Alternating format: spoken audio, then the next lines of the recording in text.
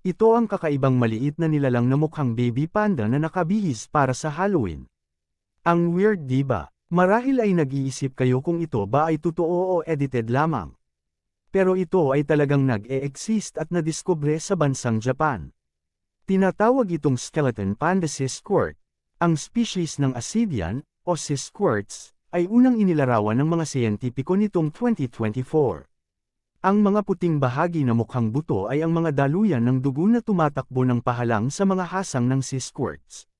Ang mga itim na bahagi sa ulo na parang mga mata at ilong ng panda ay pattern lang, at hindi talaga alam kung bakit nandoon ang pattern. Ito ay base sa sinabi ni Naohiro Hasegawa, isang researcher sa Hokkaido University at co-author ng pag-aaral na una inilarawan ang mga species sa journal Species Diversity. Ang mga larawan ng mga hindi pangkaraniwang species na ito ay unang lumabas online noong bandang 2017.